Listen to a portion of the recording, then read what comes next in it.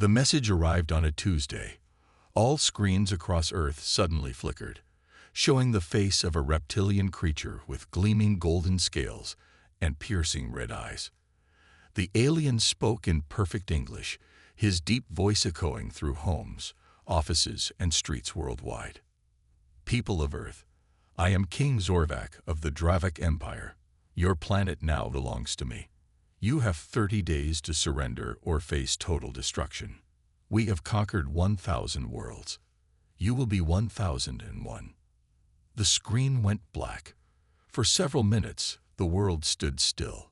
Then panic erupted. In Washington, D.C., the president called an emergency meeting. Military leaders, scientists, and diplomats gathered in a secure underground room. They argued for hours about what to do. "We can't fight them," said General Mills. "We don't have the technology." "We can't surrender either," replied Dr. Clark, adjusting her glasses. "Look what they did to Mars colony last week. Total destruction." The room fell silent. Everyone remembered the footage of the Mars research station exploding, killing 50 scientists.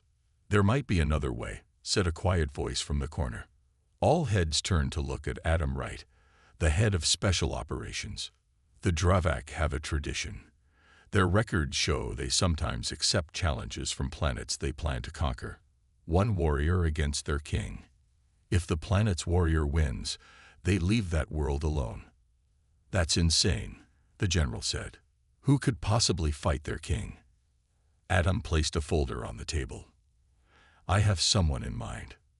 3 days later, a black helicopter landed near a small cabin in the Oregon woods. 2 soldiers approached cautiously. They knew the man living here didn't like visitors. Alex Freeman was chopping wood when he heard the helicopter. He didn't look up when the soldiers stopped 10 feet away.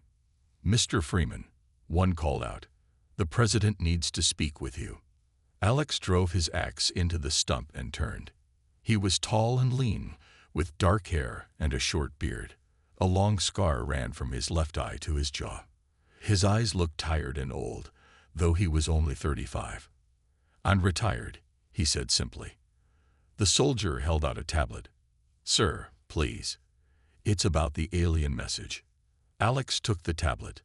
The president's face appeared on screen. "Mr. Freeman, I know you wanted to be left alone after what happened in Nigeria, but our world is facing extinction. We need the best warrior humanity has ever produced. We need you." Alex handed back the tablet. "I can't help you. Find someone else." As he turned away, the second soldier spoke up. "There is no one else, sir. We've analyzed the Dravak combat footage. Their fighting style matches your specialties. And," he hesitated, "we found a weakness." This made Alex stop. What weakness? Their hearing. Dr. Lily Nash discovered their inner ear is sensitive to certain sound frequencies. It could give a human fighter a small advantage. Alex looked at his cabin, his sanctuary for the past 3 years. Since the mission that broke him, this had been his only peace. "How many people on Earth?" he asked quietly. 8 billion. "Sir." Alex nodded slowly. "When do we leave?" The next morning, Alex arrived at a secret underground base in Nevada. Scientists, soldiers, and engineers moved with urgent purpose. A small woman with curly brown hair approached him. "Mr. Freeman, I'm Dr. Lily Nash. Thank you for coming." Alex nodded. "Tell me about this sound weakness." Lily led him to a laboratory filled with strange equipment. "We intercepted their communications. Their anatomy is vulnerable to a specific frequency. It won't kill them, but it causes disorientation. Enough to give you a fighting chance." "Against their king?" "Yes. King Zorvak is their champion. He's fought 100 personal battles against other species. He's never lost." Alex looked at the screens showing the alien king. Zorvak was nearly 9 feet tall, covered in armor and scars. "So I just need to be the first," Alex said. General Mills entered the lab with several other officials. "Freeman, we're sending a response to the Dravak today. We're accepting their traditional challenge. One human warrior against their king. Have they agreed? Alex asked. The general's face was grim. Message just came in. Zorvac accepts the challenge. He seems amused by the idea. When and where? Their ship will arrive in 20 days. The battle will take place on neutral ground. The moon. Alex looked at the images of the alien king again. Then we have 20 days to prepare. Lily placed a hand on his arm. Most of Earth doesn't know about the challenge yet. They're still panicking about invasion. You're carrying the fate of our entire species, Mr. Freeman. Alex's eyes hardened. Then we better get started. Alex spent the first 3 days in the training facility getting tested. Doctors checked his reflexes, strength, and endurance. Scientists measured his reaction time. Military experts evaluated his combat skills. He passed every test with remarkable results, but the team still looked worried. He's our best, General Mills said during a meeting. But is he good enough? Dr. Lily Nash pointed to her data. The Dravak King is twice as strong as a human and has natural armor. This isn't a fair fight. That's why we need more than just muscle, said a new voice. A woman walked into the room. She had short black hair and intelligent eyes. I'm Dr. Olivia Bell, military psychologist. If Alex is going to win, he needs the right mindset as much as the right training. Alex didn't like psychologists. When Olivia tried to talk to him later that day, he gave short answers and avoided eye contact. You don't want to be here, she said finally. Would you? Alex asked. No, but I'd still want to understand what I'm fighting for. Alex looked at her for the first time. I know what I'm fighting for. 8 billion lives. Olivia leaned forward. Tell me about Nigeria. Alex's face hardened. That's classified. Not to me. You led a rescue mission. 20 hostages, 12 soldiers. Only you came back. Alex stood up. We're done here. Those soldiers trusted you, Olivia said calmly. Earth is trusting you now. But first, you need to trust yourself again. The next day, Alex found engineer Pete Young working on a strange device. What's that? Alex asked. Pete grinned. Your secret weapon. It emits the frequency Dr. Nash discovered. It should disrupt the king's balance for a few seconds. Not long, but maybe enough. How do I use it? It's being built into your armor. Just press here. Pete pointed to a small button. And it activates. But it only works once, maybe twice. The battery isn't strong enough for more. Alex nodded. Something is better than nothing. Training intensified over the next week. Alex worked with weapons experts and martial artists. He studied videos of King Zorvac's previous battles. The alien fought with brutal efficiency, using both natural weapons and a strange staff that glowed with energy. One evening, Alex found Olivia in the gym, punching a bag. Didn't know psychologists trained like that, he said. She smiled. I was military before becoming a psychologist. Force Recon. This surprised Alex. They started talking. For the first time since arriving, Alex felt comfortable with someone. Why did you leave the Marines? He asked. Same reason you isolated yourself after Nigeria. I lost people. Started questioning my choices. Alex was quiet for a moment. How did you move past it? I didn't move past it. I moved forward with it. There's a difference. That night, Alex couldn't sleep. He kept seeing the faces of his team in Nigeria. He had led them into a trap. Everyone died except him. He survived by hiding underwater for hours while his team was slaughtered. The next morning, Alex told Olivia everything. I'm not a hero, he finished. I'm a coward who survived by hiding. Olivia listened without judgment. You made a tactical choice under impossible circumstances, and now you have a chance to save not just your team, but everyone. 14 days before the battle, they received new information. Kate Ward, the communications specialist, called everyone to the main room. We intercepted more Dravak messages, she said. They're talking about the challenge. Apparently, 17 other planets have tried this same approach against King Zorvek. What happened? General Mills asked. Kate's face was grim. All 17 champions were killed. Some lasted less than a minute. The room fell silent. Alex looked at the screen showing Zorvek's massive form and deadly weapons. We need to try something different, Alex said finally. If 17 others failed using traditional combat, we need a new approach. Dr. Nash nodded slowly. What are you thinking? The sound device is good, but not enough. Pete, can you build something else? Something unexpected. Pete scratched his head. Maybe. What did you have in mind? I've been watching Zorvek's fights. He has patterns. He's confident, even arrogant. He always uses the same killing move when he thinks he's won. Alex pointed to the screen. Right there. He raises his staff high before the final strike. It leaves him open for half a second. Half a second isn't much, Olivia said.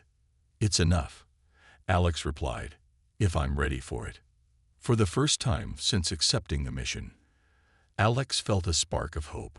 Not just determination to die fighting, but an actual chance to win. Let's get to work, he said. The day arrived to leave Earth. A small spacecraft called the Defiant waited on a secret launch pad. Only 5 people would make the journey. Alex, Olivia, Pete, Dr. Nash, and Captain Sam Harris, their pilot. This ship has our newest stealth technology, Captain Harris explained as they boarded. We'll be traveling to the neutral meeting point near the moon where the Dravik ship will dock with us. The inside of the ship was cramped but efficient. Each person had a small sleeping space. The main area served as both command center and meeting room. As Earth grew smaller in the viewing screen, Alex felt a strange mix of fear and purpose. He might never see his home planet again.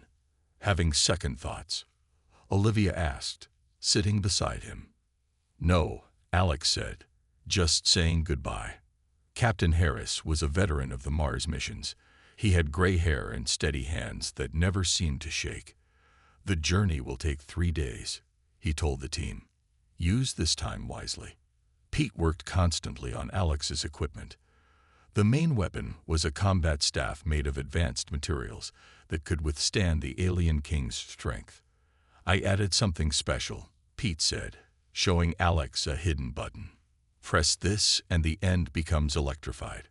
Not enough to kill through his armor, but enough to surprise him. Dr. Nash spent her time analyzing new data about Dravik biology. Their skin is tough, but the joints are vulnerable, she explained, especially here, behind the knee, and at the base of the neck. Alex trained in a small section of the ship converted to a gym. He practiced moves designed specifically to target those weak points. Hours stretched into days as he repeated the same strikes until they became instinct. On the second night, Alex woke from another nightmare about Nigeria.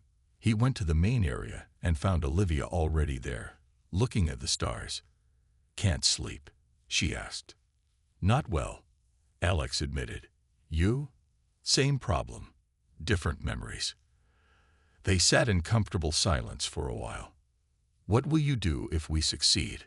Olivia finally asked. Alex hadn't thought that far ahead. Go back to my cabin, I guess. Alone. The question hung in the air between them. I'm not good company, Alex said quietly. Olivia smiled. I disagree. Before Alex could respond, an alarm sounded. Captain Harris rushed in. We've got company, he said. Dravik scout ship, coming in fast. The team gathered around the screens. A sleek, golden ship approached them. They're hailing us, Kate said. Captain Harris nodded. Put them through. The screen showed a Dravik soldier, smaller than their king but still intimidating. Earth vessel, the alien said, you will follow us to the meeting point. We know the coordinates, Captain Harris replied. The alien made a sound like laughter. King Zorvak has changed the location. You will follow. The communication ended. Captain Harris looked worried. I don't like this, he said. It could be a trap.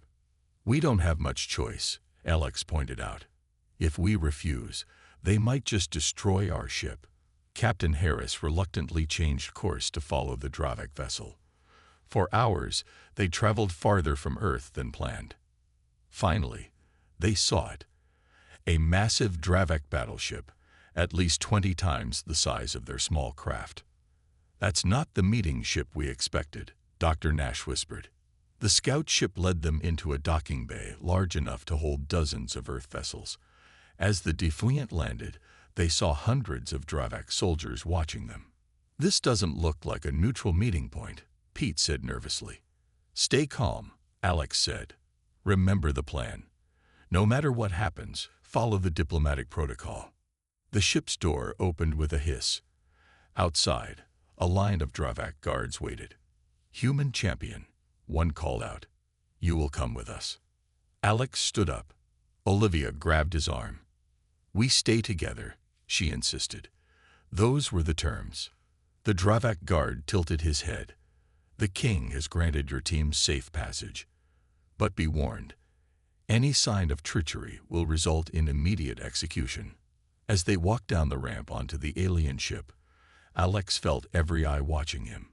Some Dravak seemed curious, others hostile. All looked confident that he would fail. "Welcome to the Sovereign," said a new voice. A Dravak in ornate armor approached. "I am Commander Vex. King Zorvak awaits the human who dares to challenge him." Commander Vex led Alex and his team through the massive Dravak ship. The corridors were tall and wide, built for creatures much larger than humans. Strange symbols covered the walls, glowing with soft blue light. "Your species is small," Vex said, looking down at Alex. "I do not understand why the king agreed to this challenge." "Maybe he enjoys a fight," Alex replied. Vex made a clicking sound that might have been laughter. "The king does not fight. He destroys." They entered a massive chamber filled with hundreds of aliens, not just Dravak, but other species Alex had never seen before. Some had multiple arms. Others looked almost like walking plants. All fell silent as the humans entered. At the far end of the room, on a raised platform, sat King Zorvak. He was even more intimidating in person, nearly 9 feet tall, with golden scales that shimmered under the lights. His eyes were blood red with vertical pupils. He wore armor that seemed to be made of some kind of metal, but it moved like fabric. Beside the king stood several other Dravak wearing elaborate robes. They watched the humans with cold, calculating eyes. "The Earth champion approaches," announced Vex. King Zorvak leaned forward on his throne. His voice was deep and powerful.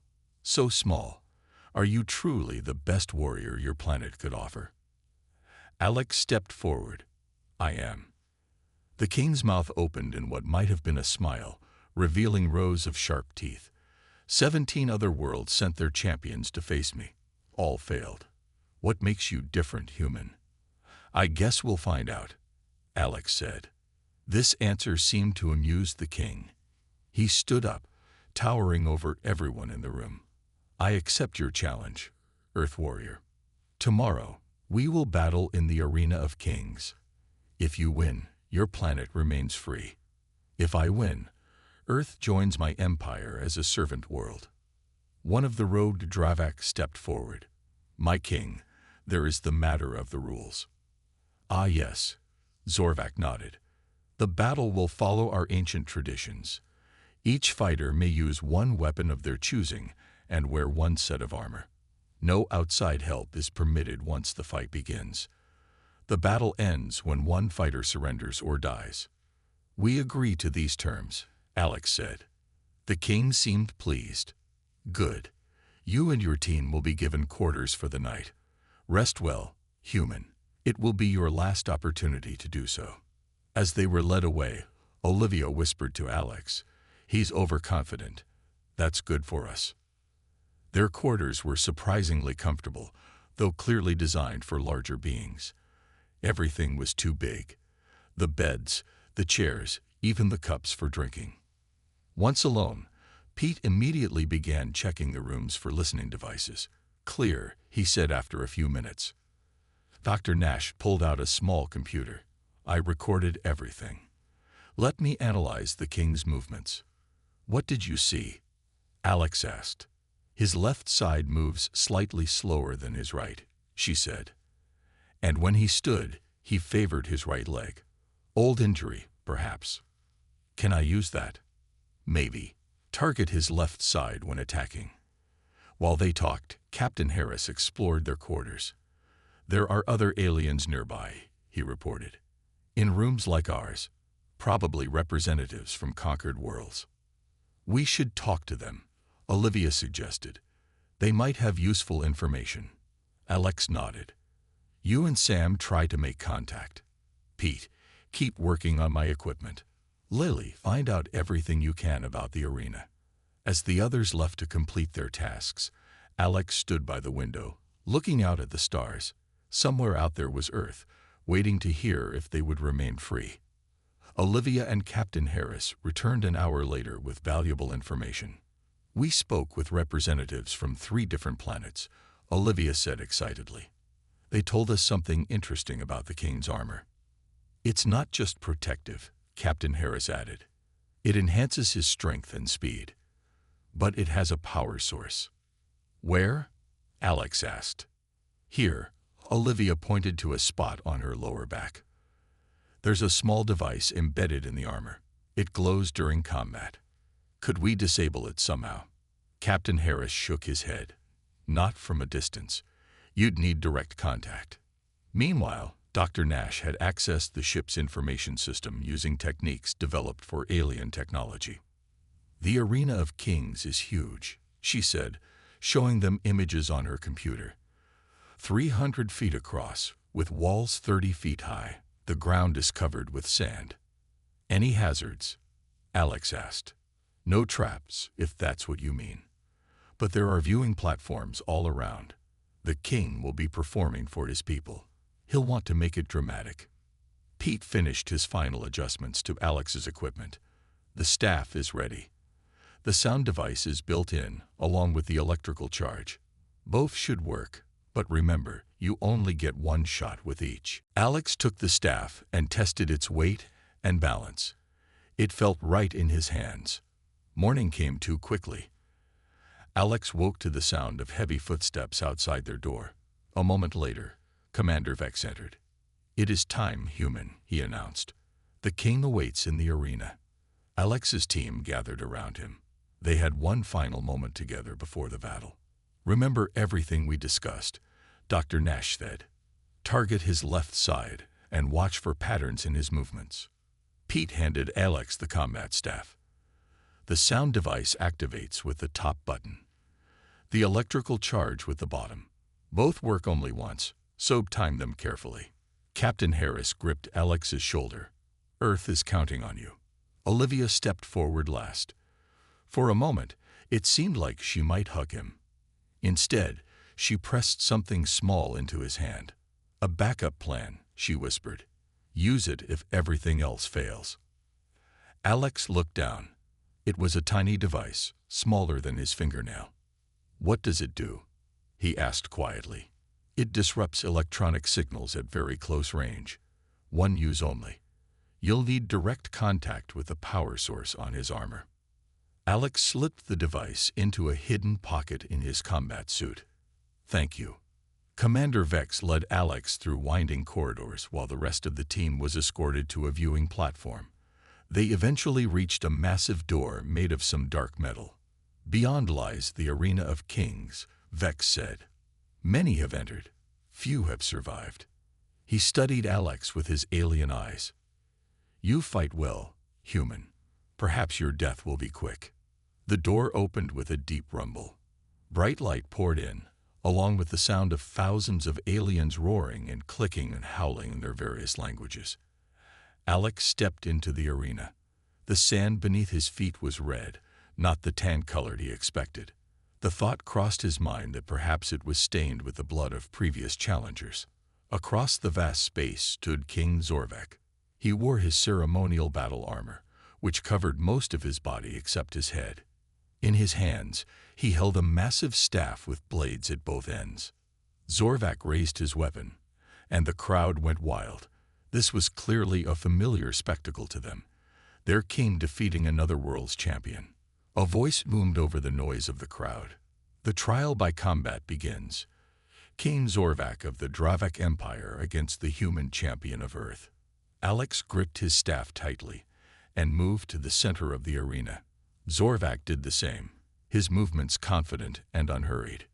"Your species shows courage," the king said when they were 10 feet apart. "It will not save you, but it is admirable." "I'm not here for your admiration," Alex replied. "I'm here to win." Zorvak laughed, a deep rumbling sound. "Then let us begin." Without warning, the king attacked. He moved with incredible speed for his size, swinging his bladed staff in a deadly arc. Alex barely managed to dodge, feeling the wind of the weapon as it passed inches from its face.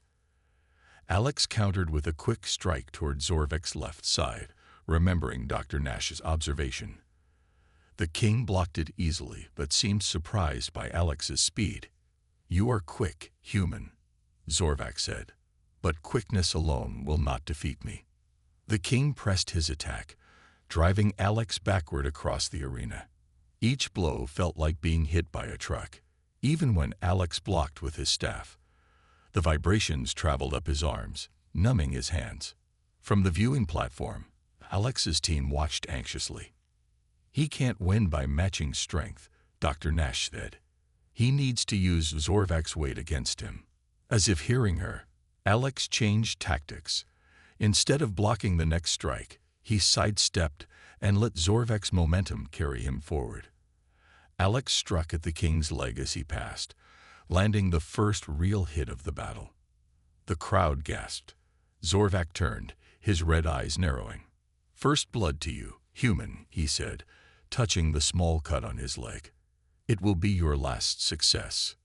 The king attacked with renewed fury. Alex defended desperately, looking for another opening. But Zorvak had become more cautious, no longer overextending himself. After 10 minutes of combat, Alex was breathing hard. Sweat poured down his face. Small cuts covered his arms where he hadn't been quite fast enough to avoid Zorvak's blades. Zorvak attacked with new fury. His bladed staff became a blur as he drove Alex across the arena. Each movement was faster and more powerful than before. The power source in his armor glowed brighter, pulsing with energy. Alex defended desperately, but he was tiring. A strike caught his shoulder, tearing through his armor. Pain flared, hot and sharp. Blood soaked his left side. "First blood to me," Zorvak said. "There will be much more before we finish." From the viewing platform, Olivia gripped the railing. "He needs to use the electrical charge now." "Not yet," Dr. Nash said. "He needs the perfect moment." Alex circled away, trying to catch his breath.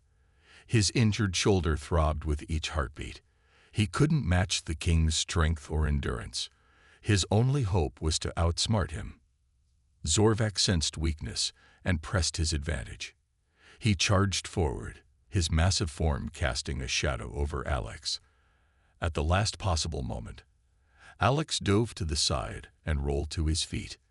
The crowd roared as Zorvak's momentum carried him past his target. Alex saw his chance. He pressed the bottom button on his staff and jabbed it against the king's back as he turned. Electricity surged through the alien's armor. Zorvak roared in pain and staggered. His armor sparked, and the power source flickered. "Now," shouted P from the platform. "The power source is weakened." Alex struck again and again, targeting the spot on Zorvak's lower back where the power source was located. Each hit sent the king stumbling forward. For the first time, the alien seemed vulnerable. The crowd fell silent, shocked to see their undefeated king in trouble. But the advantage didn't last. With a mighty effort, Zorvak swung his staff in a wide arc. The flat side caught Alex in the chest, sending him flying across the arena. He hit the ground hard, his breath knocked from his lungs. Before he could stand, Zorvak was on him. A massive foot pressed down on Alex's chest, pinning him to the sand. The king raised his bladed staff for the killing blow. Your world fought well through you, Zorvak said.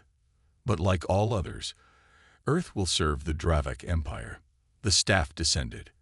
With his last ounce of strength, Alex twisted and caught the weapon's shaft with his hands. His arms shook with the effort of holding back the blade mere inches from his face. Submit, human, Zorvak growled. Die with honor. Alex saw his team watching from the platform. Olivia's face was pale with fear. Earth's fate rested entirely on him now. Not today, Alex gasped. He released one hand from the staff and reached into his pocket. His fingers found Olivia's tiny device. With a desperate lunge, he pressed it directly against the power source on Zorvak's armor. The effect was instant.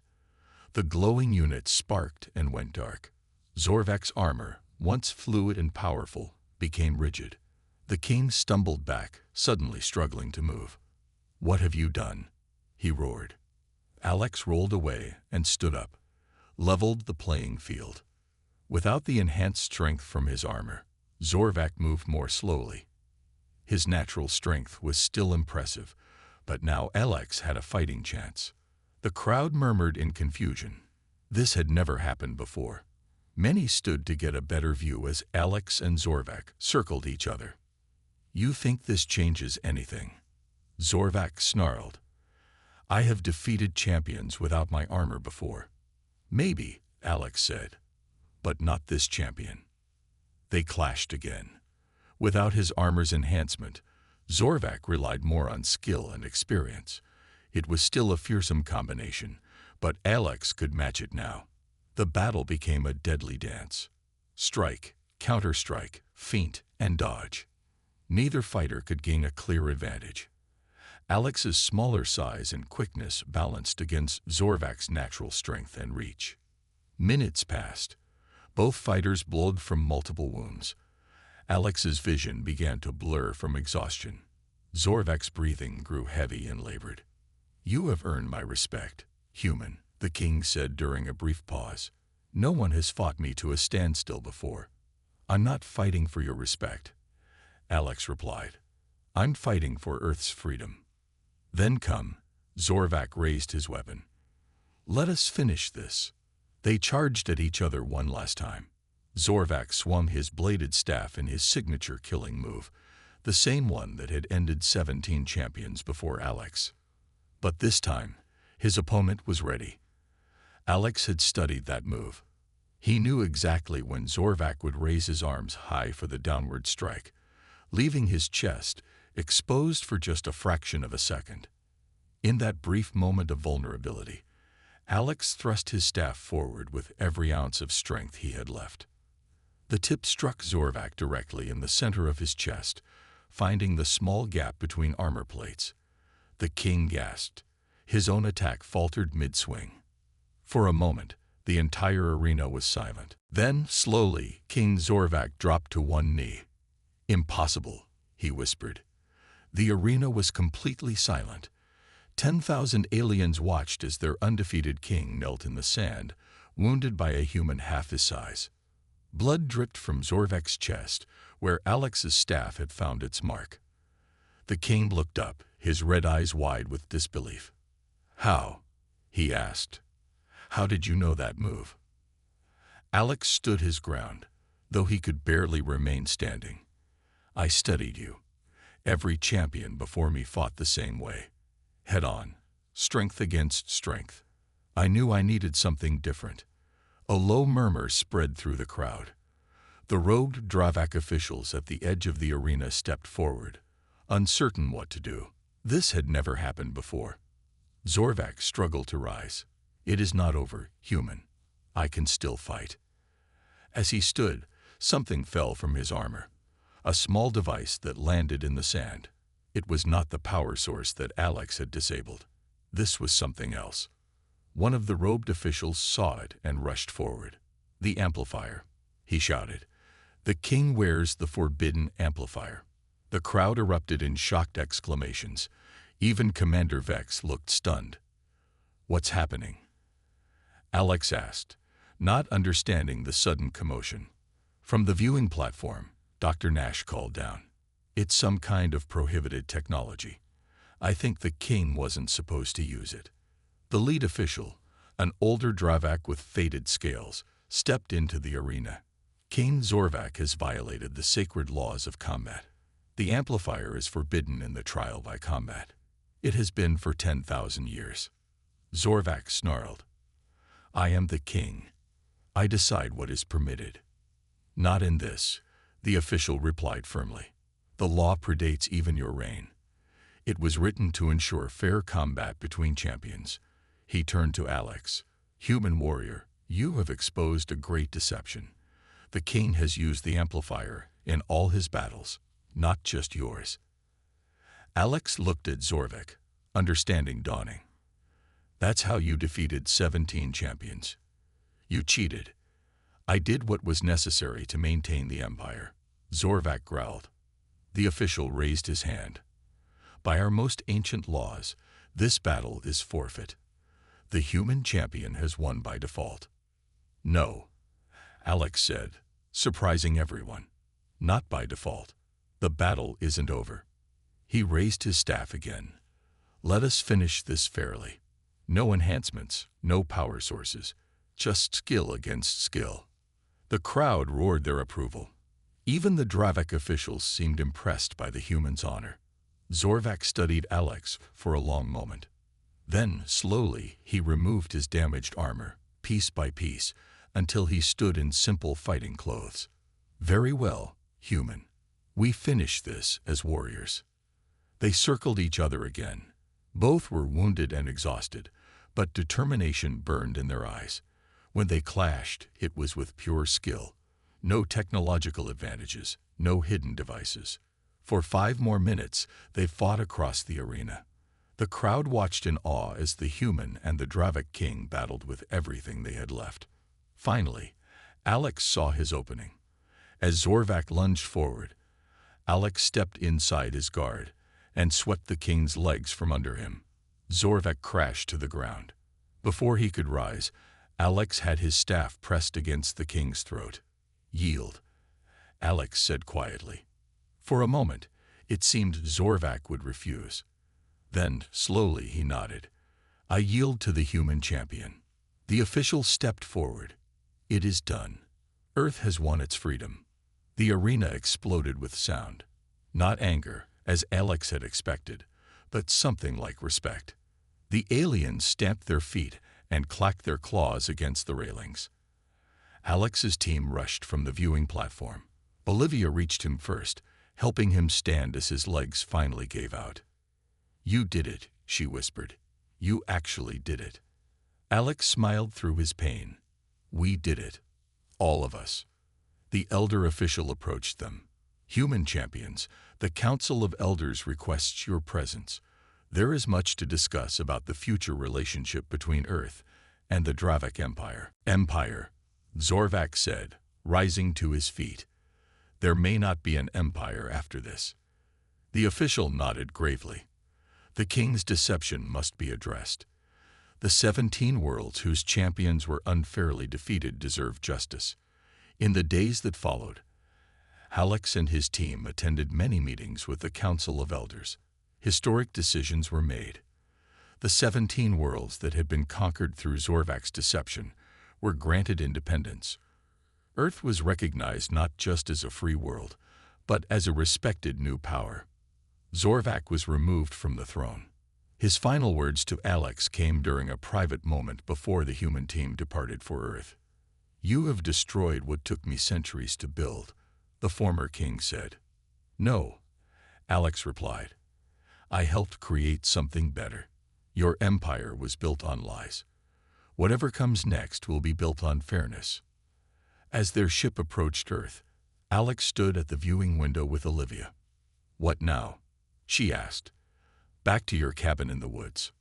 Alex smiled and took her hand. I don't think so. There's a whole galaxy out there that just discovered humans exist. Someone needs to represent Earth. Captain Harris joined them at the window. The president already asked if you'd consider becoming Earth's first ambassador to the Galactic Council. Ambassador Freeman, Olivia said, testing the words. It has a nice ring to it." Alex looked back at the stars. For the first time in years, he felt purpose beyond survival. One human had changed the galaxy forever. Now humanity would take its place among the stars. "Ambassador Freeman it is," he said, "as long as my team comes with me." As Earth grew larger in the view screen, Alex knew nothing would ever be the same. The battle had changed everything, not just for him, but for all of humanity.